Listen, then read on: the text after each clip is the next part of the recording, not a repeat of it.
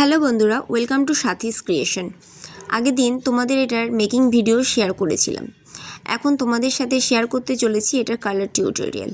কালারটা একদমই সিম্পলের মধ্যে রেখেছি। দেখো আমি 3টে কালার নিয়ে বসছি, রেড, হোয়াইট অ্যান্ড ব্ল্যাক। এই 3টে কালার মিলেই আজকে আমি ফুল সেটটি রেডি করব। তো কেমনভাবে করছি অবশ্যই স্কিপ না করে ফার্স্ট টু লাস্ট দেখো, তাহলে বুঝতে পারবে। আর যারা নিজেদের জন্য বাড়িতে বসে এটা নিজেরা বানাচ্ছো, তারাও কিন্তু চাইলে এরকম সিম্পল কালার দিয়ে করতে পারো। আর ভিডিওটা দেখে যদি একটুকু হেল্প হয় অবশ্যই কমেন্টে জানিও কেমন হয়েছে, আর একটা লাইক করে দিও। প্রথমেই আমি বলে দিচ্ছি যে শিউলি ফুল তো হোয়াইট কালার হয়, এটা আমরা সবাই জানি। তো তার জন্য কিন্তু আমি হোয়াইটের একটা কোট ফার্স্টে দিয়ে দিলাম। এবার ওটা শুকোতে শুকোতে আমি বেস কালারটা একটু করে নিচ্ছি।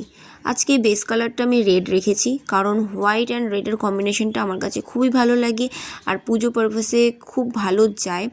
এছাড়াও কিন্তু এই কালার দুটো এতটাই প্রাইমার কালার বলতে পারো, এতটাই ভালো যে তোমাদের যে কোনো কালার ড্রেসের সাথে তোমরা ইজিলি ক্যারি করতে পারবে।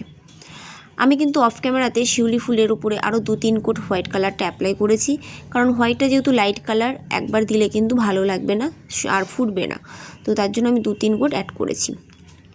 শিউলি ফুলের মাঝখানে যেই কমলা কালার আভারটা থাকে সেই কালারটাও তুলে নিলাম। এবার আমি এখানে যে বর্ডারটা দিয়েছি সেই বর্ডারে আমি ব্ল্যাক কালার করে নিচ্ছি। একদম সিম্পলের উপরে রেখেছি। তো তোমাদের কেমন লেগেছে অবশ্যই কমেন্টে জানিও।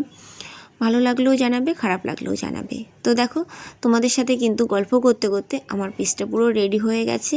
কেমন লেগেছে কমেন্টে জানিও। আমি তোমাদের সবার কমেন্টের আশায় কিন্তু বসে থাকছি। আজকের মতন আসি, খুব তাড়াতাড়ি আবার দেখা হচ্ছে।